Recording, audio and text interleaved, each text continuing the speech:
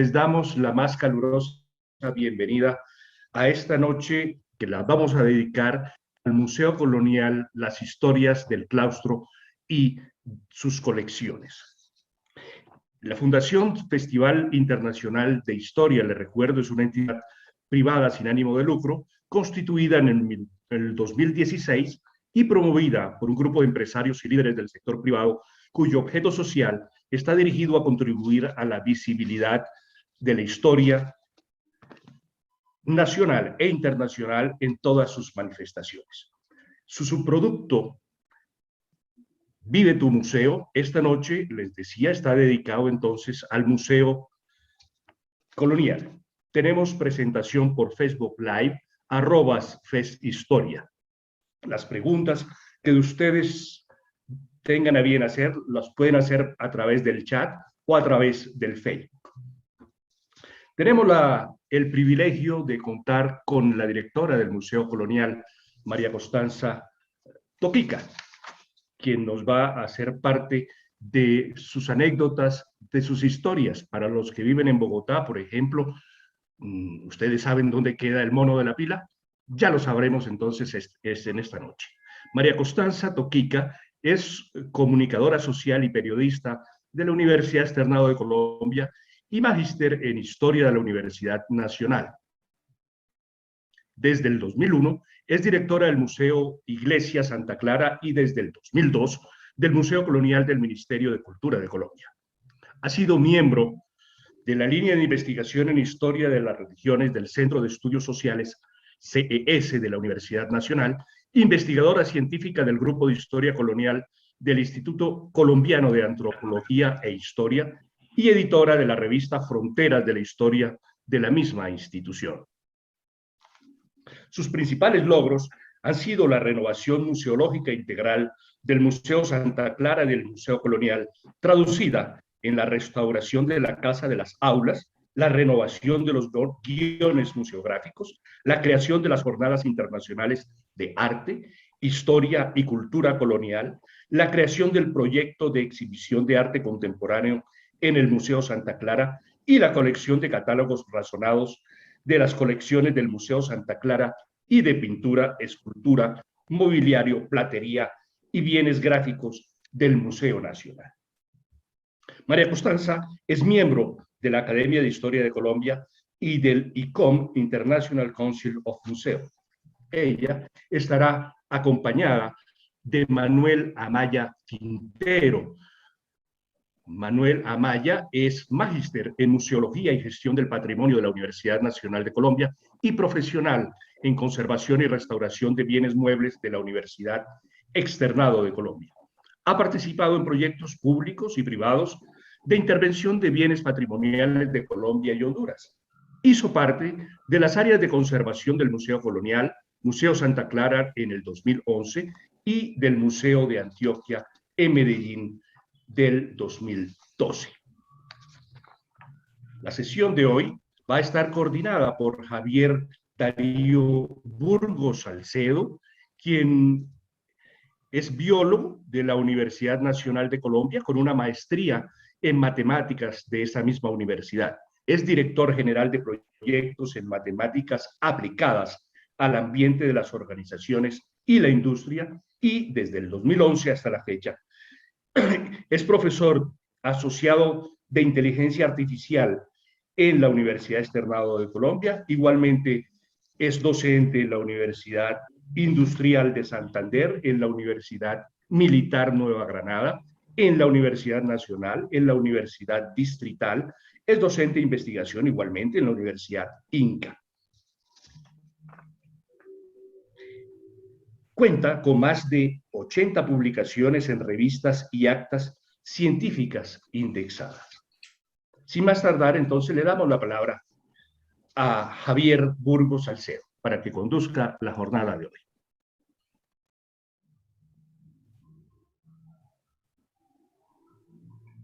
Buenas noches a todos los asistentes a nuestro programa.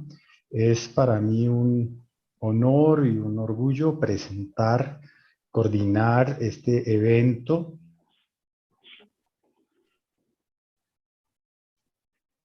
y tener a Constanza y a Manuel con nosotros para que nos ilustren en extenso, ¿sí?, sobre este espacio que llena hoy en día el Museo Colonial, que como vamos a aprender esta noche, ¿sí?, fue levantado a comienzos del siglo XVII. Inicialmente fue el edificio sede del Colegio Máximo de la Compañía de Jesús en el país y desde la primera mitad del siglo XVIII de la Pontificia Universidad Javeriana. Vamos a aprender esta noche que desde la expulsión de los jesuitas en 1767, este claustro ha tenido múltiples usos y como nos va a contar Constanza, nos vamos a dar cuenta que el claustro concentra de una manera maravillosa la ocurrencia de eventos de importancia trascendental para el país, como posiblemente no ocurra con ningún otro espacio similar en el país.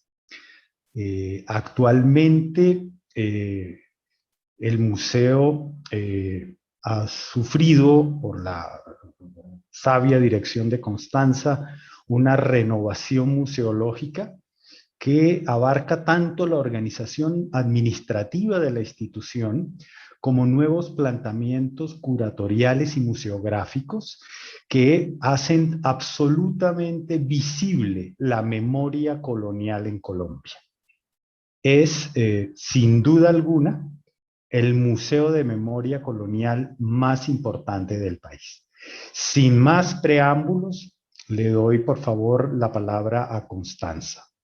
Bienvenidos de nuevo todos. Gracias. Muchas gracias, Javier, y buenas noches para todos los que están asistiendo a este evento. Muchas gracias a la Fundación Festival Internacional de Historia por la invitación, así como al programa Vive tu Museo. Para nosotros, quiero que sepan ustedes, los organizadores y los asistentes desde el museo, son muy importantes estas ventanas hacia el público para dar a conocer el trabajo del Museo Colonial y la importancia, en este caso, en la conferencia de hoy, del claustro de las aulas. Yo lo que voy a hacer es relatar una cronología de todos los eventos que han sucedido allí, son muchísimos, son eventos que han transcurrido durante casi 4 siglos, entonces pues va a ser un recorrido muy a vuelo de pájaro, muy sintético, y pues contarles que si quieren saber más sobre el periodo colonial jesuítico, pues tenemos un catálogo en el museo de una exposición que se hizo sobre este periodo a la orden de ustedes, hay una biblioteca allí, y también pueden encontrar alguna información en nuestra página web y en nuestras redes sociales. Y bueno, pues ya empezar ya sin más preámbulos para agilizar esta presentación con la figura de San Ignacio de Loyola. Yo me voy a permitir apagar mi cámara para hacer la presentación más ágil y que ustedes se concentren.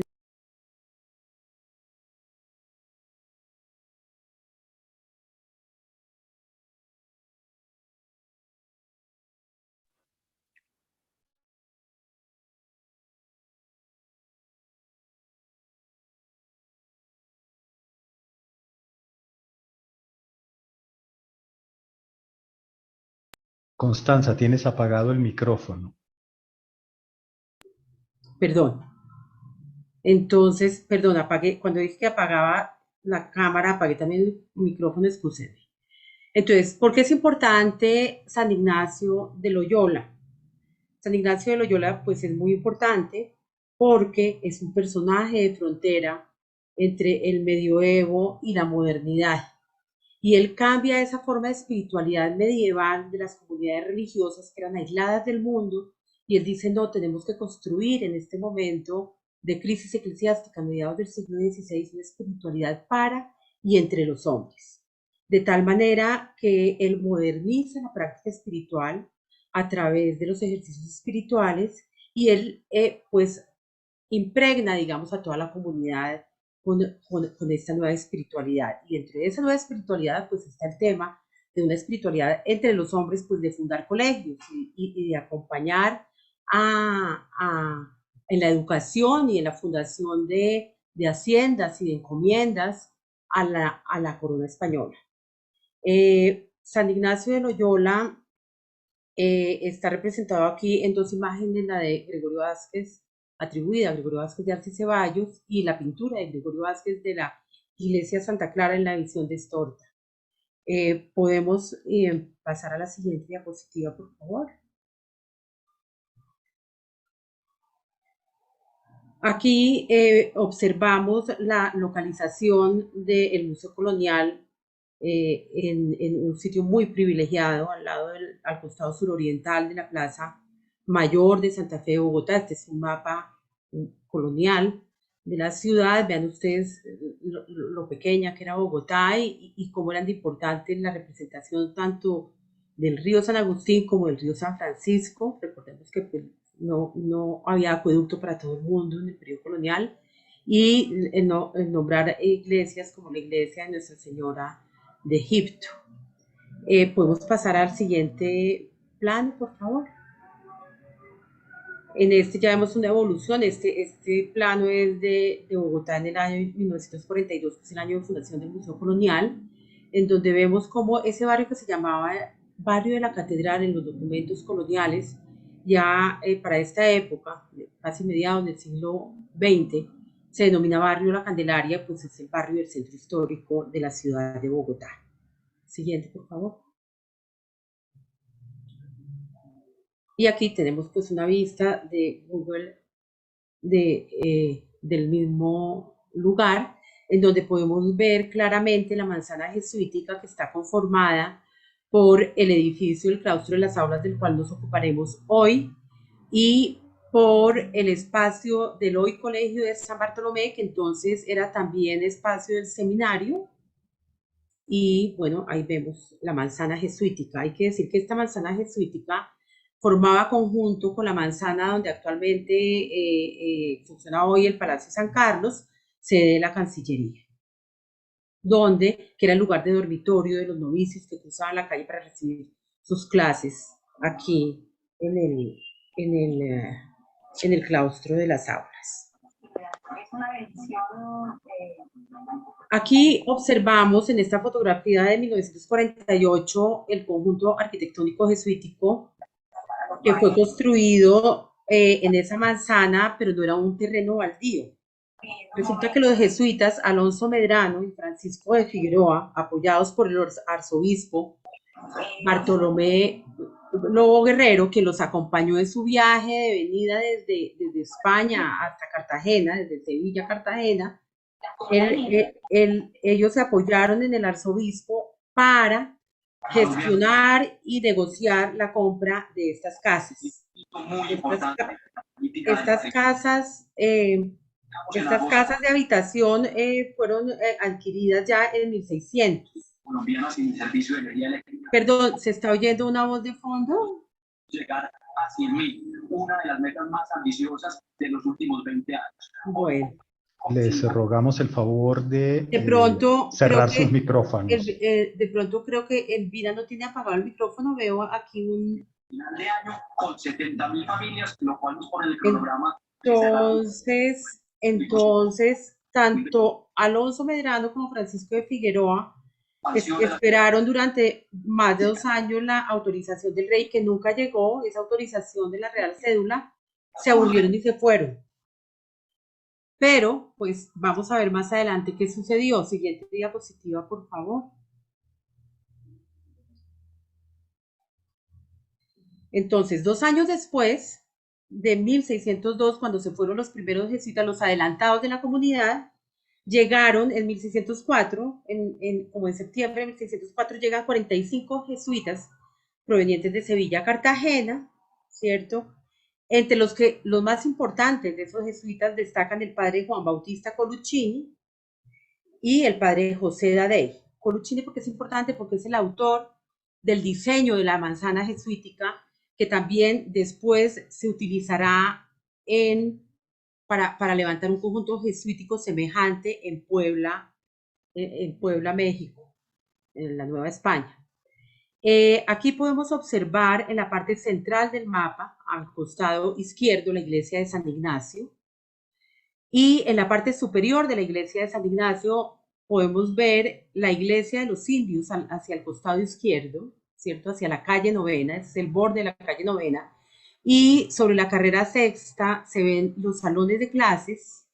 Abajo de los salones de clase encontramos el patio de estudios, al costado derecho el salón de artes, y hacia el sur, o sea, al costado derecho de la manzana, está la huerta de los jesuitas. Esta huerta era muy importante porque, como lo recordamos hoy en redes, hoy que es el Día de la Tierra, los jesuitas sembraban en esta huerta plantas medicinales que vendían en la casa de la botica, que estaba ubicada aquí al costado sur de esta manzana. Aún hay una casa ahí que tiene la placa Casa de la Botica, porque los jesuitas vendían ahí las medicinas que preparaban con esas plantas y también se las vendían al Hospital San Juan de Dios. Siguiente, por favor. El Colegio Máximo, fundado por los jesuitas, inicia clases, las cuales se dictan en el actual Palacio de San Carlos, porque no se había terminado totalmente el claustro, y en algunos espacios del claustro de las aulas. Aún hoy se lee sobre el portón la inscripción Sapientia Aedificavit Sibi Domum, que es una cita bíblica, Proverbios 9.1, que significa: la sabiduría ha edificado aquí su morada, o la sabiduría ha edificado aquí su casa, en referencia al uso original de este edificio. Noten en la parte superior que hay una corona y debajo hay algo que no sabemos, que no identificamos qué es. Más adelante les contaré qué pasó con ese símbolo monárquico. Siguiente, por favor. En 1608 finaliza la construcción de la Casa de las Aulas. Su capilla, denominada Iglesia de Indios, funciona como templo mientras se termina de edificar la iglesia de San Ignacio. Se abren las clases de filosofía en el Colegio Máximo, llamadas en ese entonces clases de artes. El virrey Solís dona, más adelante, cuando es virrey en el siglo XVIII, a mediados del siglo XVIII, dona la Virgen de la Luz para este espacio, y este espacio, a partir de ese momento, de mediados del siglo XVIII, se empieza a llamar la Capilla de la Virgen de la Luz. Siguiente, por favor.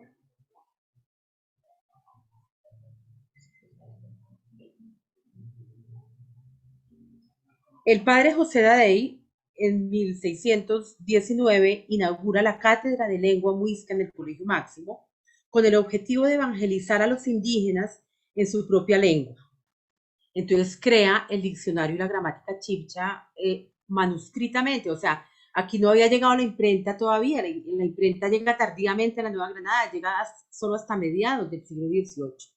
Entonces él hace un diccionario manuscrito de la lengua chibcha para dictar la Cátedra de Lengua Muisca en el Colegio Máximo, con el objetivo de evangelizar a los indígenas en su propia lengua. Después, por autorización del Papa Urbano VIII, avalada por el rey Felipe III, se otorga al Colegio Máximo el permiso de conceder grados de teología. Así nace la Universidad Javeriana, que tendrá como sede para sus clases la Casa de las Aulas. Se gradúa entonces en 1621 el primer doctor de la universidad, el clérigo Antonio Osorio de las Peñas, que recibe el título de doctor en Artes y Teología.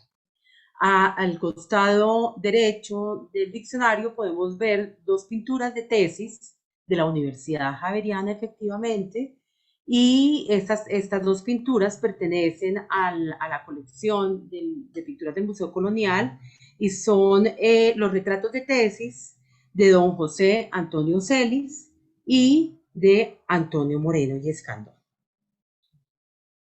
Pero también es muy importante contar la gran obra del padre José Gumilla. José Gumilla ingresa a la Universidad Javeriana a estudiar teología a los 17 años. Tiempo después Se le reconocerá como el gran abanderado de las misiones jesuíticas en los llanos y en el Orinoco, que se inician alrededor de 1720, perdón. Y su obra más conocida es El Orinoco Ilustrado. Aquí podemos observar el frontispicio de la publicación, y este libro es muy importante porque el padre José Bubilla en él no solamente reproduce la cartografía del río Orinoco, sino hace un estudio y nos narra toda la naturaleza, las plantas, los animales, así como las comunidades indígenas que habitaban al lado de este río, que interactuaban con este río. Esta es una obra de una vigencia impresionante aún hoy. Siguiente, por favor. En 1767 expulsan a los jesuitas del nuevo reino de Granada. A partir de entonces, el edificio pasa a ser propiedad de la corona española y tendrá diferentes usos, el primero de los cuales es de residencias del clero secular. El virrey Pedro Mesía de la Cerda, cuyo retrato pueden observar acá en esta imagen y cuya obra también pertenece a la colección del Museo Colonial, es el encargado de ejecutar la orden del rey Borbón Carlos III. Los jesuitas, pues como ustedes saben, no solamente eran unos líderes en cuanto al tema religioso y educativo en el Nuevo Reino de Granada, sino que habían sido muy exitosos como empresarios de sus haciendas jesuíticas en diferentes partes del territorio de la Nueva Granada. Y pues fueron considerados de alguna manera como una competencia para esas nuevos objetivos de la corona española, que estaba enfocada en aumentar la producción en sus territorios de ultramar para crear una producción más moderna y para generar nuevos recursos. La Casa de las Aulas se utilizará como depósito de algunos bienes de este virrey, mobiliario y libros principalmente, mientras sus salones se usarán para realizar recepciones y eventos protocolarios. Después de la firma del Acta de Independencia en 1810, en la Capilla de Indios sesiona la Asamblea del Estado de Cundinamarca, que nombrará presidente al general Antonio Nariño, que lo vemos en esta imagen, en esta pintura, escenificada en la iglesia de San Ignacio, ¿cierto? Ahí está Antonio Nariño haciendo un juramento ante la bandera. Ustedes pueden observar detrás de la bandera a unos jerarcas eclesiásticos, a los clérigos, y detrás de los clérigos hay un Jesús Nazareno, que es una escultura procesional que salía en Semana Santa. Él en este acto inviste a esta escultura, a este Jesús Nazareno, como generalísimo de las Fuerzas Armadas del país. Siguiente, por favor. Aquí ya entramos entonces en el periodo de estamos saliendo del periodo colonial y entramos en las guerras de la independencia, y podemos contar que la Casa de las Aulas se convierte en sede alterna del tribunal que juzga a los próceres de la independencia, liderado por el comandante de los ejércitos pacificadores, Pablo Morillo, cuyo retrato encuentran ustedes a mano izquierda. Y Pablo Morillo, pues, como ustedes saben, adelanta esta pacificación sacrificando a muchos próceres de la independencia, entre los que se encuentra Caldas. Y pues como todos sabemos, a él lo envía el rey Fernando VII a recuperar estos territorios. Esta Casa de las Aulas también funciona durante este periodo como depósito de armas y pólvora de la corona española durante la llamada campaña libertadora emprendida por Simón Bolívar para consolidar la independencia. En medio de la guerra, los españoles utilizan también la Casa de las Aulas como hospital provisional y como lugar de presidio. Siguiente, por favor.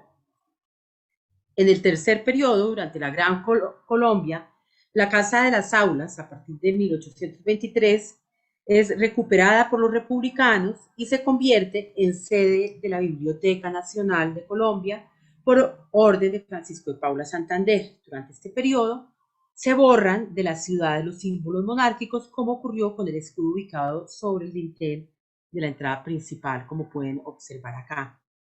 como les había anunciado anteriormente. Siguiente, por favor. El edificio continúa funcionando como sede de la Biblioteca Nacional. Además, en el segundo piso se instalarán las colecciones iniciales del Museo Nacional, el llamado Museo de Ciencias Naturales. Esto es a partir de 1824. Probablemente durante este periodo se añadieron columnas en la primera planta para soportar el peso adicional del segundo nivel. La fotografía que ustedes observan al costado izquierdo de la diapositiva, ese es el segundo piso de la Casa de las Aulas, con esa gran cantidad de libros que ustedes se imaginan todo lo que podía pesar eso. Entonces, así es que podemos observar en la fotografía, esta fotografía es pues, de este siglo, esas columnas que están pintadas de azul las colocaron entonces para soportar, para que el piso no se cayera, para soportar el piso del segundo nivel donde funcionaba el depósito de libros. También podemos decir aquí en esta diapositiva número 15, la anterior, que la Casa de las Aulas sirve de presidio a Francisco de Paula Santander luego del intento de homicidio contra Simón Bolívar. Recuerdan ustedes el episodio de la noche septembrina en 1828. Y en medio de su reclusión, Santander se dedica a contar y clasificar los libros pertenecientes a la Biblioteca Nacional. Más adelante, en 1830, se reúne en la edificación el Congreso Admirable, asamblea constituida con el fin de resolver las disputas producidas por el gobierno de Simón Bolívar. Durante el Congreso, Bolívar abandona su cargo de presidente y en esta casa posesiona a Joaquín Mosquera como su sucesor. Ahora sí podemos pasar a la siguiente. Muchas gracias. Entramos en la etapa de las luchas del centralismo contra el federalismo y podemos observar cómo en 1831, allí en ese salón, en la que era la capilla de indios, en ese salón, que después se vuelve el salón de grados de la Universidad Javeriana, sesiona la Asamblea Nacional en la que se firma la Constitución de 1831 que regirá a la República de la Nueva Granada hasta 1886, cuando Núñez hace la otra constitución. En 1832, Francisco de Paula Santander se posesiona como presidente de la República también en la antigua Capilla de Indios, que funciona en ese entonces, para ese momento, como sede alterna del Congreso. Como ustedes pueden observar, la Capilla de Indios se vuelve un salón importantísimo y de primer orden político en el siglo XIX. Siguiente, por favor. La Casa de las Aulas funciona también como cuartel y prisión del gobierno durante la Primera Guerra Civil Colombiana, conocida como la Guerra de los Supremos, desde 1839, en el que los caudillos del sur del país, comandados por José María Obando y Tomás Cipriano de Mosquera, enfrentaron al gobierno de José Ignacio de Márquez. Estas son algunas fotos históricas, no son de 1839, aún no había llegado la fotografía, pero nos muestran los espacios de las calles circundantes de la Casa de las Aulas. A mano izquierda encontramos la calle Novena y a la derecha vemos la fachada principal del claustro de las aulas sobre la carrera sexta.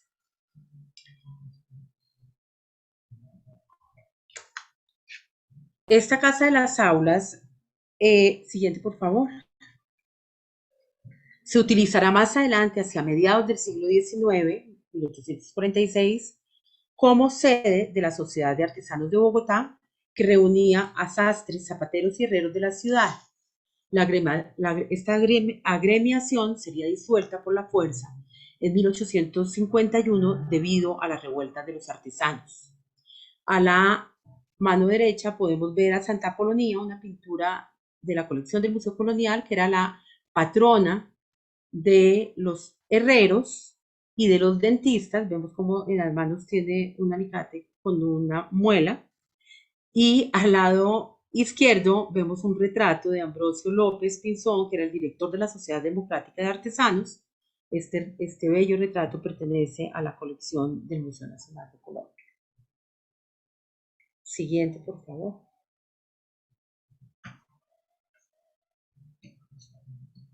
Además de la Biblioteca Nacional, y Museo de Ciencias Naturales, la Casa de las Aulas se convierte en sede alterna del Senado y del Palacio Presidencial permanente de la Asamblea de Cundinamarca y de algunos despachos judiciales. Esto es a partir de 1880.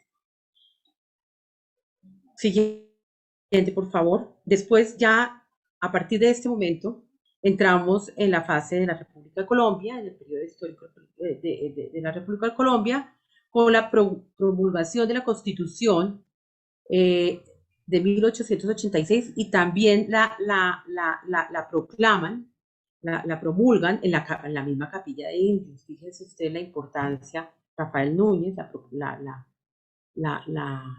la inaugura, la proclama, la anuncia en esta Capilla de Indios. Después, en 1887, en este mismo lugar, al siguiente año, el 11 de noviembre, en este mismo lugar, Oreste Síndichi guía a un grupo de niños y músicos para interpretar por primera vez el himno nacional de Colombia, cuya letra está compuesta por Rafael Núñez. Las colecciones del Museo Nacional se trasladan a partir de 1922, ya más adelante, a la Casa de las Aulas. Las colecciones que estaban del Museo Nacional en la Casa de las Aulas se trasladan de la Casa de las Aulas al edificio Pedro A. López, sede actual del Ministerio de Agricultura. Es así como vemos en la foto de la derecha la imagen de las piezas principales del mono de la pila, exhibidas en un salón del Museo Nacional en el edificio Pedro A. López. Siguiente, por favor. A partir de ese momento, la Casa de las Aulas también se utiliza como bodega del Ministerio de Educación a partir de 1930. Y en 1938, después de un poco más de un siglo, se traslada a la Biblioteca Nacional a su sede actual, ubicada en la calle 24 con carrera quinta. Estas son las imágenes del claustro de las aulas de la Biblioteca Nacional. Siguiente, por favor.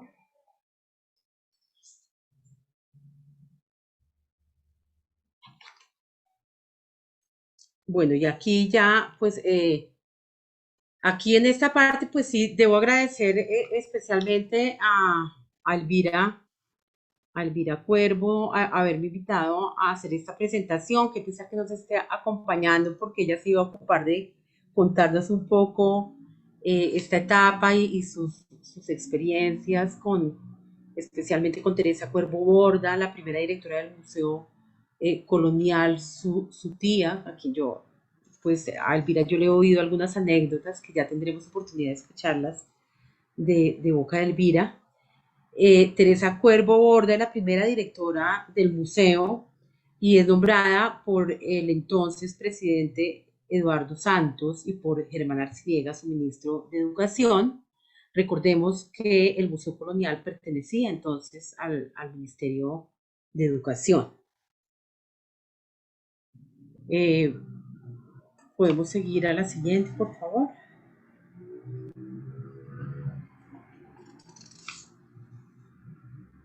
Aquí podemos observar algunas notas de prensa antes y después de la inauguración. La primera fecha que se tenía contemplada para la inauguración del Museo de Arte Colonial era el 20 de julio, pero fue pospuesta la fecha porque aún el 20 de julio no estaba listo el jardín que había diseñado Lorencita Villegas de Santos, la esposa del presidente. Entonces, pues ella tuvo que recurrir a sus amigas y al ministro Sea para que le ayudara con unos obreros para poder adelantar la siembra del jardín y así poderla inaugurar. Finalmente se inauguró esta casa el 6 de agosto de 1942. Podemos ver las notas de la inauguración y bueno, su ministro Germán Arciniegas hizo un discurso precioso que ustedes pueden encontrar en internet, creo que está reproducido en la página de la biblioteca, en los repositorios digitales de la biblioteca Luis Ángel Ará.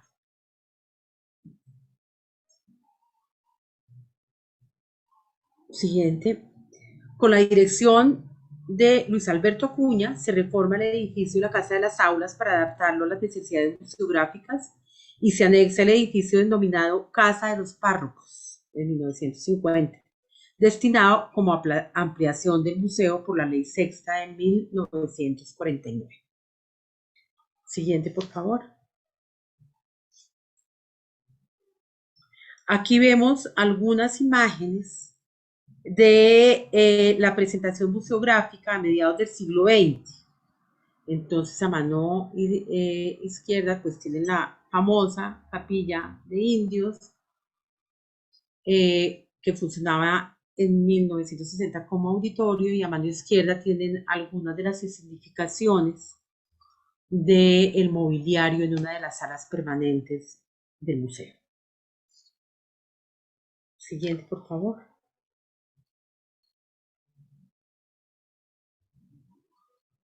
Bueno, aquí esta foto que pues a partir del 2002 yo soy directora del museo. Podemos seguir a la siguiente, por favor.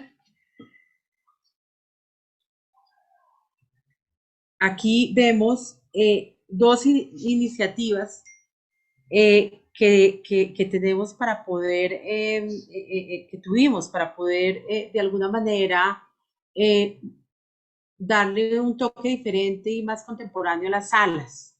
Entonces, por ejemplo, le dimos ese fondo de color ahí a la sala de la Capilla de Indios para que resaltara más ese retablo dorado que pertenecía a la hacienda de la familia Mejía de Fontibón y que fue donado en la década de los 40 por el Banco de la República al Museo Colonial. Y en la fotografía de la mano izquierda podemos observar la parte de atrás de esa misma de ese mismo auditorio, en donde quisimos compartir con los visitantes algunas esculturas, como esta importante escultura de Pedro Laboria, de San Joaquín y la Virgen Niña. Siguiente, por favor. Acá podemos observar la fachada antes de ser encalada, la fachada del Museo Colonial. Esta fachada se encaló por recomendación del entonces director de Patrimonio del Ministerio de Cultura, Juan Luis Isaza Londoño, porque pues para su protección, básicamente para la protección de la piedra original, de la piedra colonial del edificio. Él hacía el símil un poco que esta piedra a la vista es como si los seres humanos tuviéramos los músculos a la vista sin la piel. Entonces, con esa imagen me convenció totalmente de que debíamos encalar la fachada como aparecía en las fotos históricas del claustro de las aulas. Siguiente, por favor. Aquí vemos algunos otros intentos de salas permanentes que propusimos al comienzo del siglo XXI. A la derecha está una sala de mestizaje que significamos ahí en ese espacio donde estaba el embovedado de platería.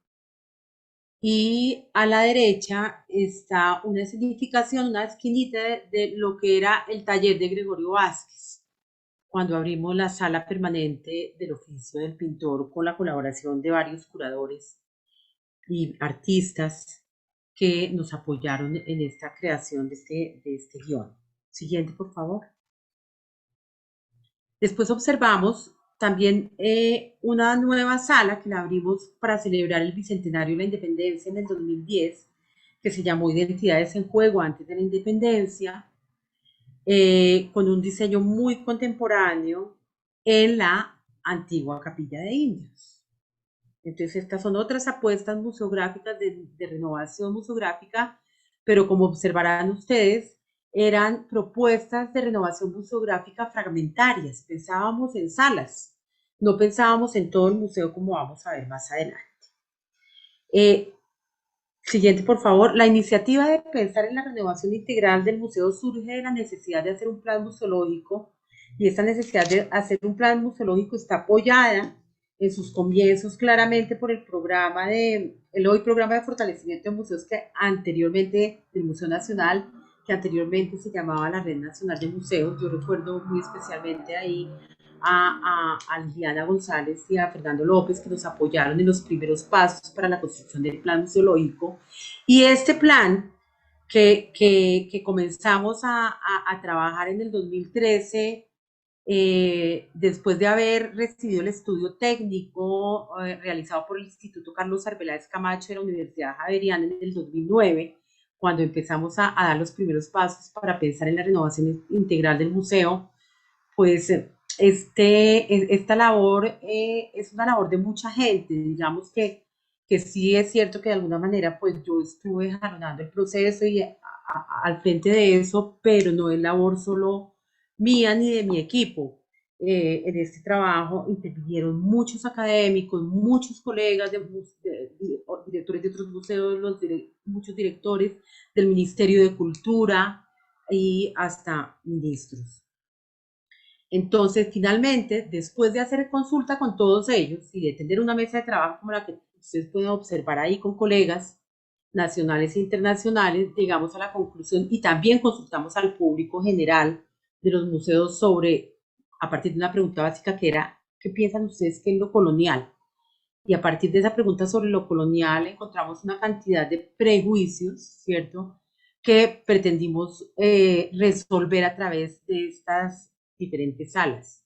A todas estas 5 salas, que son la imagen colonial, el viaje, las ciudades, artesanos y colegiales, colonialidad hoy, las atravesó un eje narrativo que fue el de la transformación. Entonces mostramos cómo transformó la imagen colonial, las creencias, cómo transformó a los habitantes tanto de Europa como del Nuevo Reino, el viaje de Colón y el viaje de los conquistadores, cómo se transformó el territorio con la fundación de las ciudades, cómo se transformó el conocimiento de los indígenas y de los europeos con el conocimiento de los unos y los otros, es decir, con la fundación de colegios y con el conocimiento ancestral de los artesanos locales.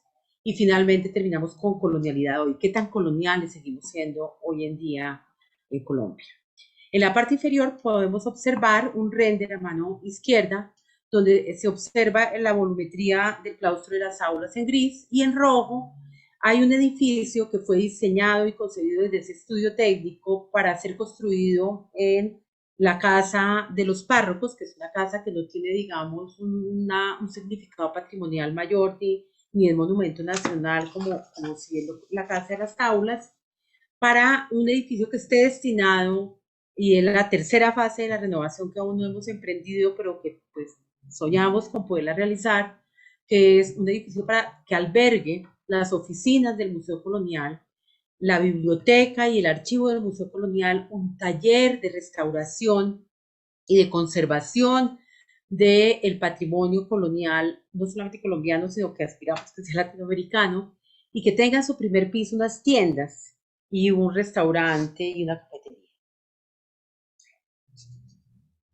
Y bueno, yo llego hasta acá y le cedo la palabra a Manuel Amaya, el museólogo de los Museos Colonial y Santa Clara. Muchas gracias a todos por su paciencia en esta presentación. Bueno, entonces Constanza varias veces hizo mención a las fases del proyecto, a los estudios técnicos, y aunque en esta diapositiva vemos algo del 2014, nos devolvemos un poco en el tiempo.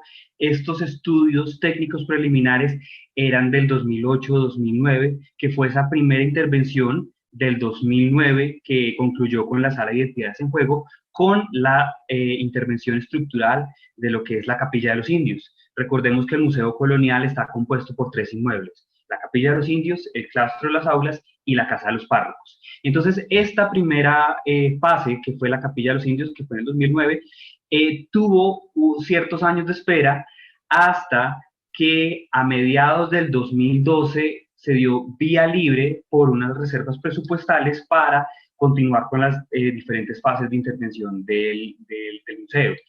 Entonces, lo que se encontró en ese momento, en el 2012, es una disputa entre el bien patrimonial de la nación, pero que es bien patrimonial de la ciudad. Entonces, eso obligó a una revisión y unas autorizaciones que tenía que dar la curaduría urbana de la ciudad para realizar esta intervención en el bien patrimonial.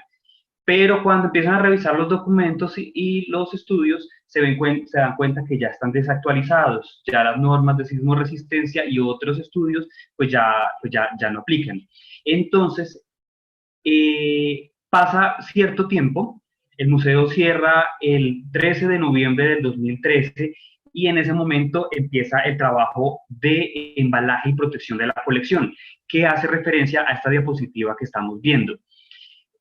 Cuando se evaluaba el tema de la intervención del inmueble, pensábamos qué íbamos a hacer con la colección, cómo iba a ser el lugar al que íbamos a destinarla. Inicialmente se pensó en una bodega fuera incluso de la ciudad, pero había unos temas presupuestales y temas logísticos que complicaban y que nos generaban temor a la hora de garantizar la protección de la colección. Por otro lado, teníamos un inmueble colindante recién restaurado y teníamos a todo el equipo profesional, tanto de conservadores que podían evaluar las condiciones de la colección, como de investigadores que podían revisar y actualizar el guión, pues tenían la colección ahí al lado. Entonces esta fue la decisión que se tomó y esto es lo que estamos viendo. Los grandes cuadros fueron dispuestos en los muros y el resto de la colección estaba embalado de forma individual. Siguiente diapositiva. Entonces, esto ocurrió a finales del 2013 y todo el 2014 ocurrió este tema de actualización de estudios.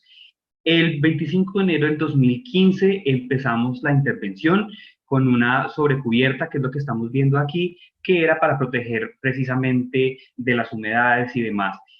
La cubierta, que es donde iba a ocurrir alguna de las intervenciones principales, porque en intervenciones anteriores se había aplicado un material que estaba generando más deterioros a este elemento arquitectónico. Estaba generando roturas en los tejados, que estaban quebrando las tejas, pero también estaba generando un peso excesivo en la estructura arquitectónica que estaba generando deterioro.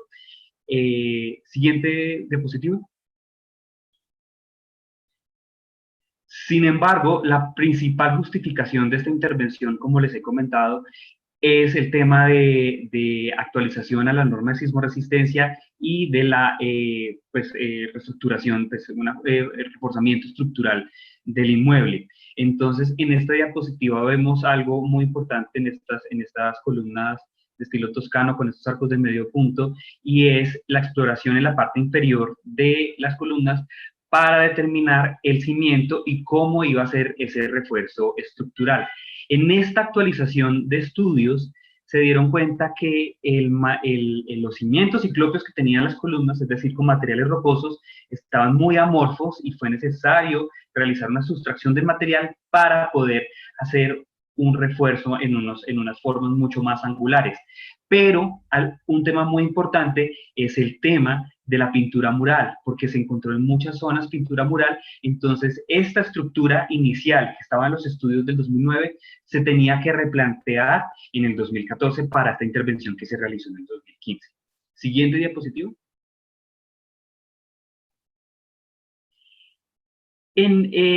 Otro elemento muy importante de estos estudios nuevos es el tema del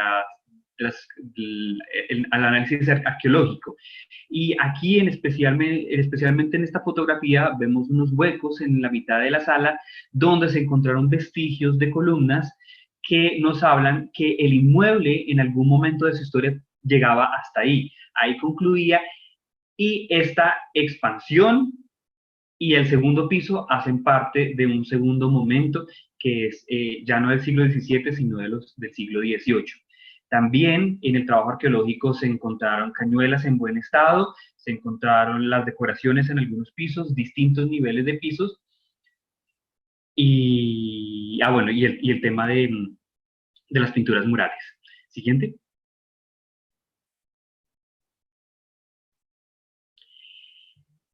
La intervención duró exactamente un año. El 25 de enero del 2016 recibimos el inmueble y esta fue pues una de las ganancias más especiales, pues por lo menos a nivel visual y para el público, y fue poder reactivar el mono de la pila, que se pudo hacer gracias a una motobomba que inicialmente estaba destinada para los baños del museo. Como anécdota y como curiosidad de esta intervención, a pesar de todos los estudios,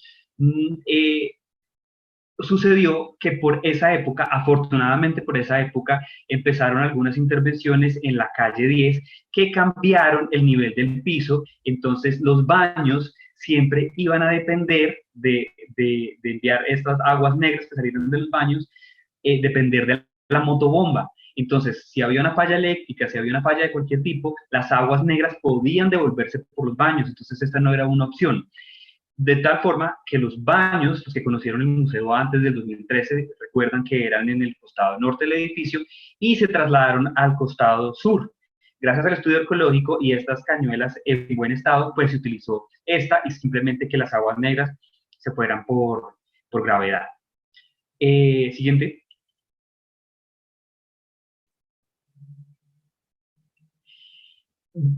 A nivel de soluciones muy sencillas, a nivel de la intervención, está el tema de los pisos, porque estas cerámicas que están en las baldosas son de tipo artesanal, son mucho más porosas y se constituyen en un elemento que permite que el piso respire, ¿verdad? Que el agua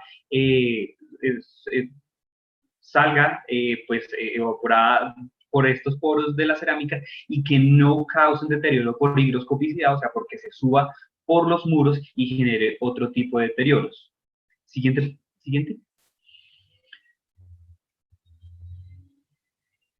En esta imagen vemos también otro tema interesante relacionado con las vigas, y es que cuando se iba a comenzar un trabajo de inmunización de estos materiales de madera, se realizó la remoción de pintura en algunas zonas, pero se encontró un labrado, una talla muy delgada que hacía referencia a una decoración específica del soporte a la vista, por razón por la cual se decidió dejarlo nuevamente a la vista. Ahora, se conservaron las vigas que estructuralmente podían apoyar al edificio y se reemplazaron las que fueron necesarias. Esto se puede determinar a simple vista por la calidad de las columnas, sin embargo, en ambos casos, pues garantizan la estabilidad estructural de la edificación. Siguiente. Algo muy importante que se recobró a nivel visual fueron estos grandes espacios, estos grandes salones que tienen estas casonas de esta época, y pues lo vemos en esta fotografía específicamente. Esto era un salón que estaba dividido en tres. Aquí quedaba la taquilla, allá quedaba la oficina y más atrás quedaba otra oficina, y estos grandes espacios pues se abrieron a nivel pues de esta recuperación arquitectónica. Y también se pensaron en nuevas disposiciones y nuevas funciones que iba a cumplir el edificio, por ejemplo, esta rampa que estamos viendo para cuestiones de accesibilidad del público. Siguiente.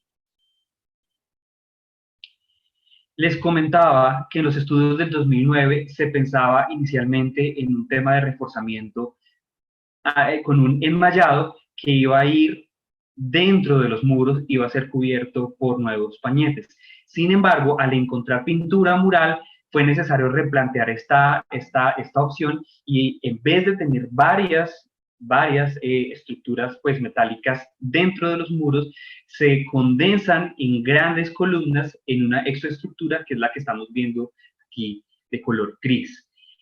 También para la recuperación de las pinturas murales se puede ver que se liberaron 6, de las cuales una fue totalmente restaurada y se encuentra pues haciendo parte del discurso museográfico de la Sala 5 en este momento. Las otras 5 columnas se encuentran en estado de conservación. Este es el resultado final de la pintura que fue totalmente conservada y restaurada. Siguiente. En cuanto a pisos, se rescataron todas las maderas que pudieran ser utilizadas y se ubicaron, se instalaron en zonas donde el público no visitaría, como reservas y oficinas. El piso de todas las áreas visitables fue cambiado por completo. Vemos nuevamente las vigas, ahí está un poco más claro, donde hay unas vigas que por estas características que estamos observando, podemos decir que son parte de las originales o de ese segundo momento de construcción del edificio. Y también unas cañuelas metálicas, pues haciendo referencia también a esta importancia del edificio. Otro tema que olvidé mencionar en el hallazgo arqueológico son atanores, que es este sistema hidráulico que solamente tenían edificaciones con, pues, muy importantes. Entonces esto le daba cierta resonancia a esta construcción específicamente. Siguiente.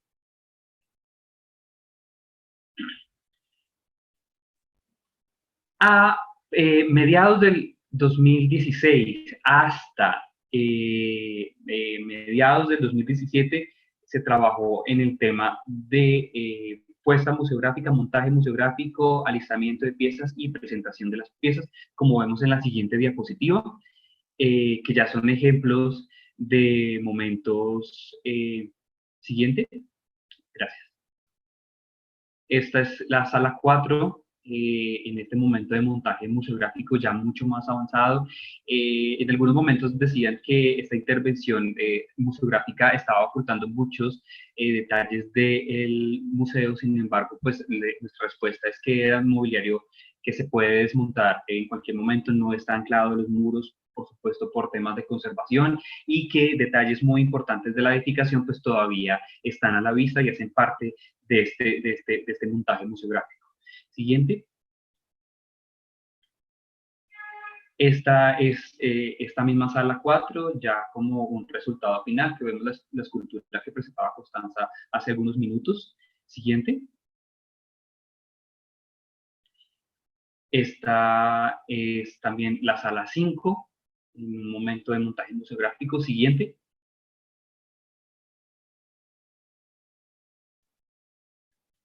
La sala 5 ya concluida, ya con piezas instaladas, unos dispositivos interactivos que tiene el museo para conocimiento de los visitantes. Siguiente. Y estas dos diapositivas, que son sala 2 y sala 1, que también hacen parte del montaje museográfico del museo. Siguiente, por favor.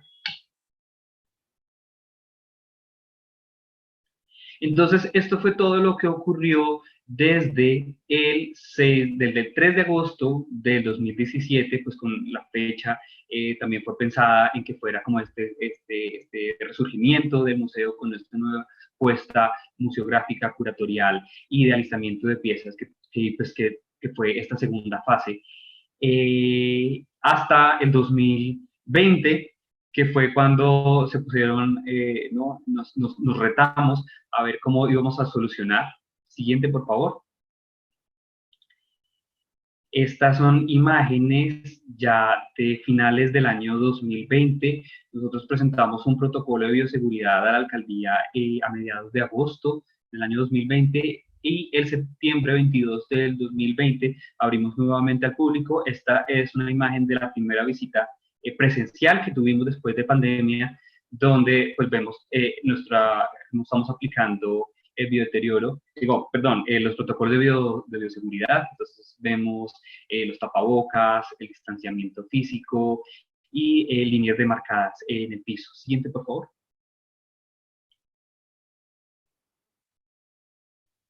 Aquí vemos también espacios destinados y también un aprovechamiento de los corredores como espacio también para las puestas museográficas. Esta es una exposición de arte contemporáneo que estaba hasta hace muy poco ahí en los corredores, pues de manera temporal. Siguiente.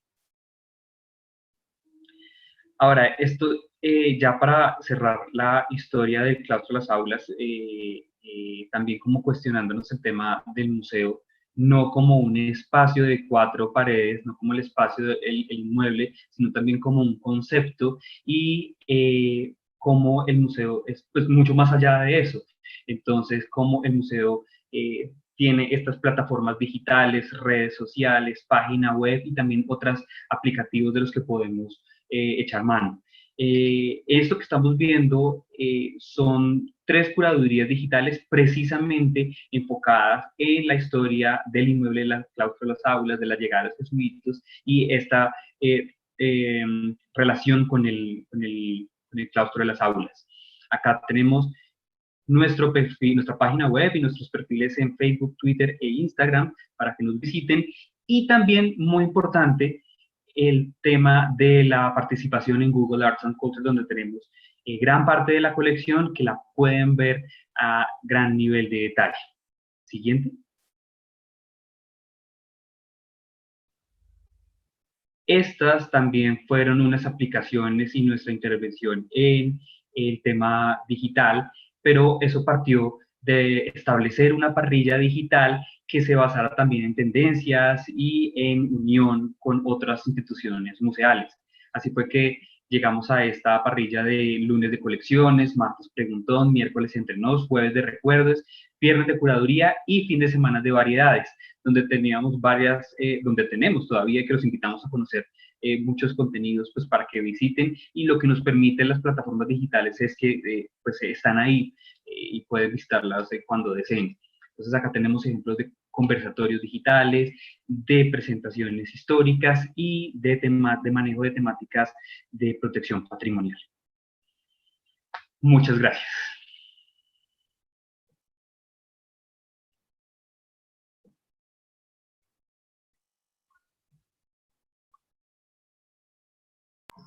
No te oímos, Te Osvaldo, falta el tu audio. micrófono. Muchas gracias a María Constanza Toquica, a Manuela Maya y a Javier Burgos por esta interesante y fascinante conferencia y presentación del Museo Colonial. Vamos a abrir un espacio de preguntas. Les recuerdo que lo pueden hacer por medio del chat y por medio de Facebook. Algunas ya han surgido. Una que hace parte de la leyenda urbana bogotana al decir vaya a quejarse al mono de la pila. ¿De qué se trata, Constanza? Esta leyenda urbana tiene muchas explicaciones. Una que yo recibí de mi maestro Carlos Rincón, un colombiano que fue un importante profesor en Berlín, que murió hace 2 años. Él encontró en un archivo histórico en París unos documentos que relataban los castigos que les infringían los españoles a los indígenas al lado del mono de la pila. El mono de la pila estaba localizado en la esquina suroriental de la Plaza de Bolívar. Y recordemos también que en esa misma esquina también se montó, no me acuerdo en qué año ni en qué contexto histórico preciso, una guillotina. Entonces era como la esquina de los castigos. Entonces, claro, cuando castigaban a los indígenas y los torturaban, pues se quejaban. Hay otra versión diferente a esta que me dio mi maestro Carlos Rincón, que la oí hace poco, y es la relacionada con el hecho de que las mujeres y los niños de las familias tenían que ir a recoger agua al mono de la pila. Generalmente no tenían unos zapatos pues muy como los tenemos hoy en día, ¿no? Casi siempre caminaban descalzos y tenían que recoger cántaros con agua en el mono de la pila. Imagínense el trabajo de salir de la casa a recoger el agua y volver con el cántaro de agua lleno, ¿no? A la casa para llevar el agua a la familia. Entonces también tiene que ver con este significado. Realmente hay toda una tradición oral, ¿cierto?, alrededor de este tema que puede tener estos dos orígenes que acabo de mencionar. Muchas gracias. Tenemos un comentario que nos dice a la doctora Constanza que él tuvo el honor de conocer este plan en el curso de Public History con el doctor Philippe Escarpino en el 2016, cuando con gran deferencia usted y su equipo nos recibieron en el Museo Santa Clara. Enrique Morales también pregunta entonces, es el autor de este comentario, pregunta qué se definió exactamente como colonial. Esa pregunta está buenísima porque es que a partir de lo que el público, no los especialistas, sino lo que el público entendió por colonial fue que construimos el guión. Entonces yo voy a hacer un ejercicio de memoria, Manuel, si no recuerdo todo, me ayudas. Entonces, lo colonial estaba caracterizado, por ejemplo, por ser una etapa oscura como medieval, ultrarreligiosa. Y la ciudad colonial estaba en el imaginario de la gente como una ciudad harta, aburrida, llena de conventos, iglesias, donde la gente no hacía sino rezar. También estaba la sociedad colonial definida como una pirámide, donde en la base pues estaban los negros, los indios, el pueblo, ¿no? Después los mestizos y después ya los criollos y los españoles gobernantes en la punta. Y también el siglo XVIII colonial, periodo colonial, estaba definido como el siglo de la Ilustración.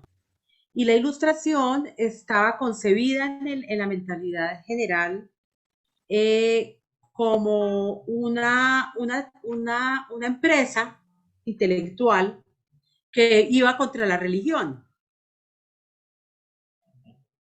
Entonces, cuando nosotros recibimos estas respuestas, nos dimos cuenta que había por parte del gran público una idea distorsionada de lo colonial, porque nosotros los investigadores, los historiadores, encontrábamos que las ciudades coloniales eran súper movidas, o sea, la gente no solo rezaba, sino iba al mercado, había riñas de gallos, había juegas de cartas, habían chicherías, etc. Que la sociedad, los estamentos sociales no estaban separados unos de otros tan así de esa manera, porque habían indígenas y hasta afrodescendientes que esclavizados vivían y convivían con los españoles en sus casas. Muchas mujeres negras amamantaron y le cantaron canciones de cuna a los niños blancos. Y muchos indígenas también vivían ahí, traían la leña, cocinaban, en fin, ayudaban y compartían el espacio privado de las habitaciones de los españoles. La Ilustración no estaba tan en contra de la religión, eso lo podemos ver claramente en el arzobispo Virrey, que lideró todo el tema de la expedición botánica y que contrató a José Celestino Mutis, que era su médico de cámara, para que emprendiera esa expedición botánica y ese registro de las plantas y de la naturaleza en el territorio de la Nueva Granada. Entonces, fíjate que ahí ya, por ejemplo, pues hay como muchas ideas comunes de lo colonial que se fueron derrumbando con las evidencias históricas. Entonces dijimos, vamos a construir a partir de esos prejuicios comunes, populares en la sociedad, vamos a construir un guión que devele esos prejuicios y que a través del conocimiento pues haga que estos prejuicios vayan cediendo paso, digamos, a la verdad histórica, ¿no? A lo que figura en los documentos y a lo que hemos encontrado en nuestras investigaciones, no solamente nosotros, sino pues todos los historiadores a lo largo de la historia de Colombia, desde el siglo, incluso desde los primeros cronistas del siglo XVI, XVII, XVIII, XIX, XX. Entonces, esa es la respuesta. Muchas gracias. Álvaro Gómez nos comenta, entiendo que para 1868, tras la segunda expulsión y la desamortización de bienes de manos muertas, existía el cuartel de San Carlos, entre comillas, en la esquina frente a la Casa de la Aduana. Sí. Afirmativo, bueno. Entonces, hay otras preguntas. En la expulsión de los jesuitas, ¿les quitaron el museo? ¿Cómo es la historia? Ahí hay una confusión en esa pregunta, yo ya la había visto en el chat, y es que el museo se funda en 1942 y los jesuitas son expulsados en 1767. Entonces, lo que podríamos decir que hoy tiene que ver en el museo con los jesuitas es la historia contemporánea. Es la historia que hemos tenido, digamos, para la restauración del museo, tuvimos que ver mucho con la comunidad de los jesuitas, tuvimos que sentarnos con la ministra de Cultura, Paula Moreno, y con el prior de entonces de los jesuitas, ahora se me olvidó el nombre en este momento, Pacho, el padre Pacho de Rú. Nos tuvimos que sentar porque había como una disputa ahí por la que dimos en llamar la Franja de Gaza, que es la franja del costado occidental del patio del claustro de las aulas. En esa franja habían construidos, los jesuitas tenían construidos como en forma hechiza adicional al edificio de la iglesia original, colonial original, tenían unos osarios. Y ese patio, pues, formaba parte de la iglesia porque ahí estaban construidos los osarios. Cuando se comienza la restauración de la iglesia de San Ignacio, apoyada con presupuesto del Ministerio de Cultura, obviamente, entonces deciden demoler esos osarios y trasladarlos a otra parte del conjunto arquitectónico jesuítico, allá más cerca del Colegio de San Bartolomé y al costado como occidental y en la parte inferior como sótano de la iglesia de San Ignacio. Entonces se traslada ya todos esos osarios. Entonces, cuando queda despejada esa franja, pues yo hablo con el prior de los jesuitas, con el padre Pacho Herrú, y le digo, pues hagamos una cosa, ya que pues el museo es del Ministerio de Cultura, el Ministerio de Cultura les ha dado miles de millones para la restauración, entonces hagamos un canje, cédanos esa franja. Entonces así fue que en una conversación llegamos a ese acuerdo, no yo con el padre Pacho Herrú, sino la ministra de entonces, la ministra Paula Marcela, y pues quedó como cedido ese espacio, pero eso después tuvo otros problemas cuando llegó otro rector de la iglesia y lo reclamó, y en fin.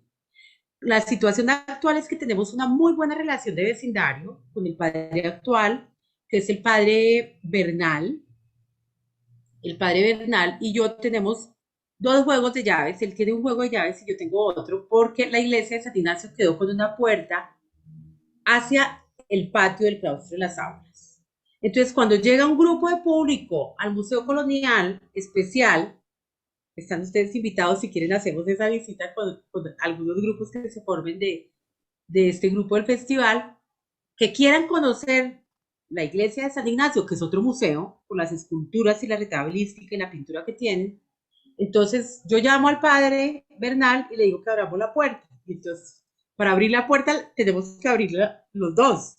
Abrimos la puerta y podemos comunicarnos los dos espacios. Esa es la relación que existe actualmente entre los jesuitas y el Museo Colonial, pero es una relación del presente, no es una relación histórica, porque como lo dije antes, pues el museo se fundó mucho después de la expulsión de los jesuitas, y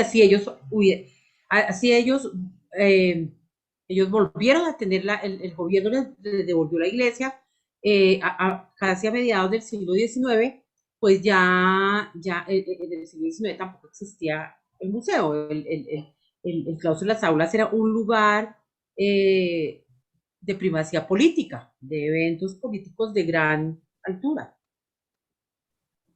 Entonces, La eso es lo que puedo respuesta decir al respecto. casi responde a la siguiente pregunta. ¿Los jesuitas desempeñan algún papel respecto al museo? Como unos amigos valiosísimos que nos dejan pasar a mirar las bellas esculturas y la retablística, las grandes esculturas de Pedro Laboria, como el San Francisco Javier muerto. Los invito a que visiten, de verdad que el grupo que quiera aquí organizamos una visita. La retablística de esa iglesia es impresionantemente exquisita. La pintura que tiene en la capilla de San José es preciosa, es una capilla ya de finales del siglo XIX, con una colección de pintura muy importante, mural. Entonces, pues están todos cordialmente invitados cuando quieran ingresar a la iglesia de San Ignacio. Yo tengo grandes amigos en la Compañía de Jesús, afortunadamente. Quiero transmitirles a los panelistas algunas reacciones de agradecimiento. Qué belleza de restauración, lástima que sea conocido por pocos. Qué gran trabajo excelente trabajo de intervención de inmueble. Pilar Gámez nos dice, estoy siguiendo la presentación desde Vancouver, Canadá. Soy arquitecta y me ha encantado la explicación histórica, cultural y arquitectónica del museo. Muchas gracias. También nos siguen desde Perú. ¿Se puede conseguir algo sobre los muiscas? En la colección del museo, no, nosotros tenemos algunas piezas prehispánicas que tenemos en comodato de Licán. Son muiscas. Tenemos unos cántaros, algunas piezas antropomorfas preciosas de hombres sentados, pero no son de nuestra colección del museo, porque el museo solo tiene piezas coloniales, no prehispánicas. Dado que éramos un reino de España y no una colonia, como eran las posesiones británicas, ¿por qué no llamar el Museo de Historia Hispánica? Porque no es solamente historia hispánica, porque es también, en el nuevo guión del museo lo que queremos narrar es también la historia del encuentro de lo hispano con lo indígena, con los saberes ancestrales. Por ejemplo, si usted visita la sala 5 del Museo Colonial, en nuestra sala de colonialidad hoy va a encontrar unos objetos hechos con técnicas mestizas, o con técnicas que yo diría más que mestizas y universales, como nuestro vargueño, nuestro escritorio, que es una caja de madera diseñada con planos y con trazado español, con trazado europeo. El decorado de la superficie está hecho en barniz de pasto, que es una técnica indígena del sur de Colombia y del Perú. Los queros indígenas de los incas se pintaban y se adornaban y se decoraban con simbología prehispánica con el barniz de pasto, que es producto de una semilla que se encuentra en el Putumayo. Entonces, con esa técnica se decoró este cajón, este escritorio europeo.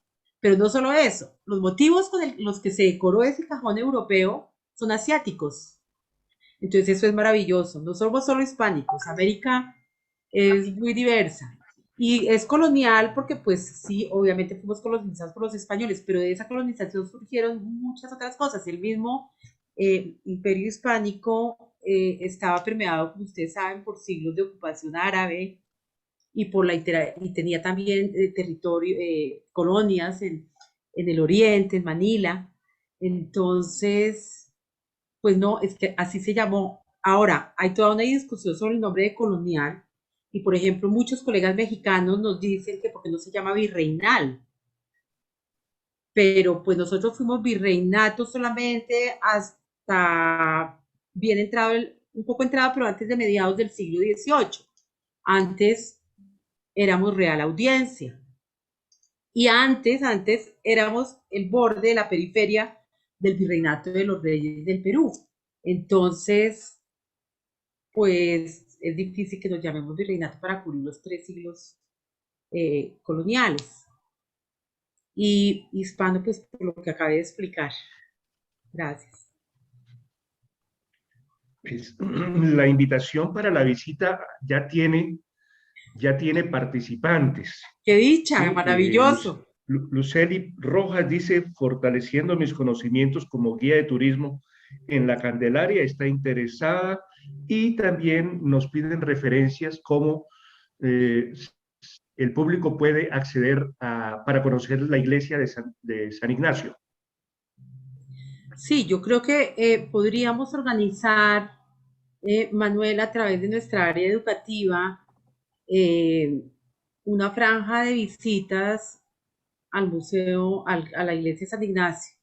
Nosotros estamos en conversaciones con los jesuitas para poder formalizar y poder abrir más regularmente esa puerta, pero eso necesita como un acuerdo firmado, como un contrato, un trámite jurídico con la oficina de contratos tanto de la Compañía de Jesús como del Ministerio de Cultura, para poder formalizarlo, ¿no? Porque esto tiene que ver con temas de cobro de taquilla, de ingreso, tiene que ver con temas del pago de las guías, etcétera.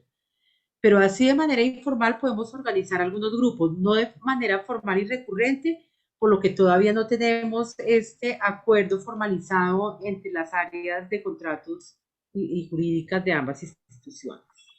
Pero uno que otro, con mucho gusto podemos organizarlo desde el área educativa, con las debidas medidas de bioseguridad, obviamente. Bueno, les damos la palabra a Javier o a Manuel o a Constanza si quieren dar unas palabras finales. Sí, gracias, Osvaldo. En días pasados que hablamos con Manuel, nos explicaba cómo los museos y en particular nuestro Museo Colonial, es un sitio bioseguro por naturaleza. ¿Nos puedes ampliar un poco a todos nuestros asistentes sobre ese tema en particular que pues está muy de moda, por supuesto, Manuel? Sí, realmente esto surgió como una reflexión en la Mesa de Museos de Bogotá, de la cual somos parte, y todos decíamos, sobre todo con respecto al tema de la medida del pico y cédula, porque decíamos, bueno, o sea, entendemos que hay una restricción de ingresos en zonas de comercio que están muy visitadas o que hay mucha afluencia de público, pero pues, ¿qué pasa en los museos que ya de por sí los visitantes pues no son masivos? Entonces decíamos que no había espacios más bioseguros, no hay plan más saludable que ir a ver exposiciones o visitar un museo. Tenemos espacios muy amplios donde entonces garantizamos el distanciamiento físico. Contamos con, en principio, las colecciones o el mobiliario museográfico no se toca, entonces no hay contacto con las superficies, la afluencia de público pues no es alta, entonces siempre va a haber distanciamiento. Entonces realmente decíamos, este es el plan que debemos como en serio como una integración familiar, como un plan dominical, como un plan entre semana súper bioseguro para que la gente conozca.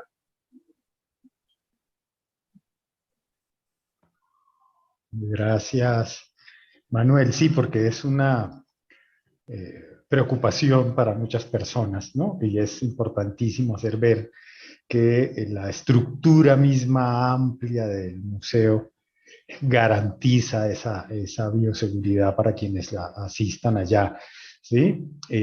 Sobre todo ahora en tiempos de pandemia, de encerramientos, es importante que la gente sepa que los museos son sitios seguros, ¿sí? Que debería ser una aliciente adicional a visitar nuestros museos. Son bioseguros. Sí. Y Claro, también y desde el punto de vista de las obras mismas, ¿sí? Que ha sido uno de los grandes problemas en los museos de todo el mundo, que la gente se acerca, que habla sobre la obra, que ha sido un problema tradicional en todo el mundo. La pandemia en medio de todo ha llevado una solución, ¿sí? Y es, oiga, si usted se acerca a la obra, pues póngase un tapabocas. Debería ser así de toda la vida, pero pues está ocurriendo de esta manera porque también las obras impactan por la presencia de quienes las visitan. Es una paradoja, pero curiosamente, pues así están las circunstancias hoy en día. No sé si tenemos alguna otra inquietud, Osvaldo. Sí, Iván Angarita nos dice felicitaciones por documentado conversatorio y cómo me puedo, José Gabriel, cómo me puedo contactar con los ponentes. Tengo un proyecto de historia y me gustaría que me ayudaran con la investigación.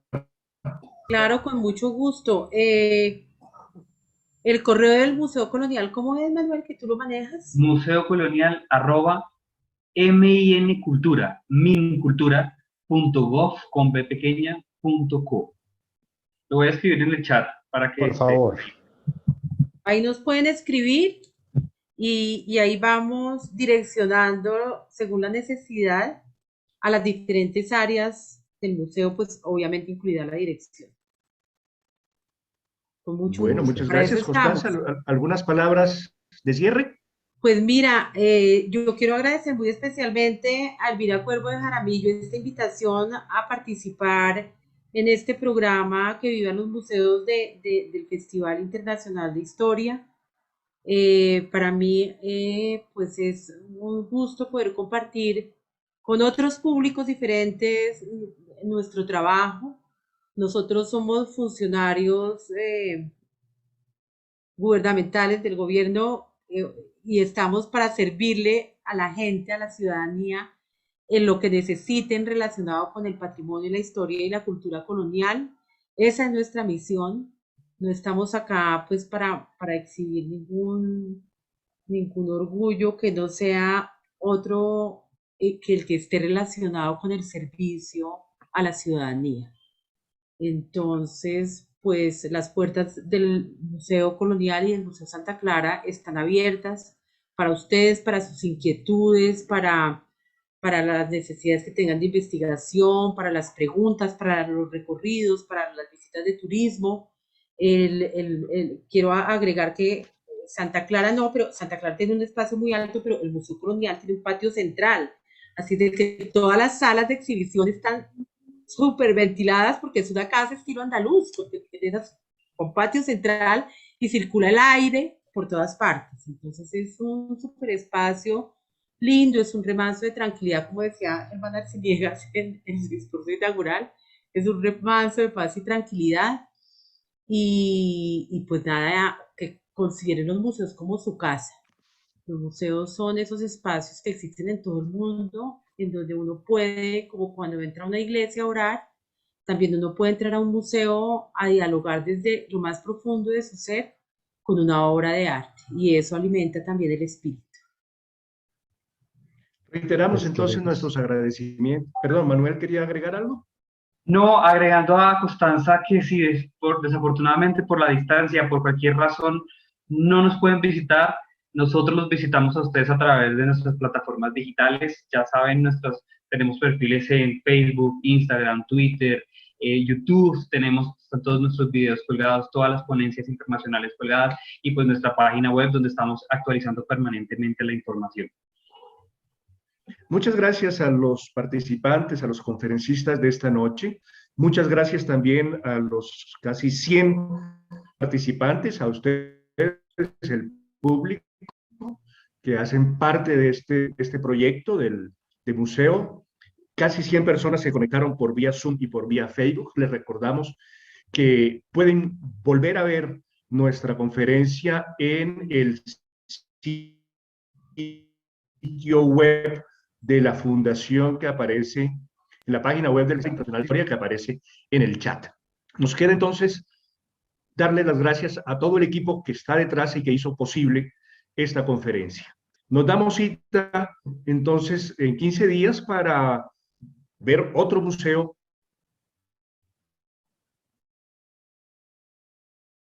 Abrazo.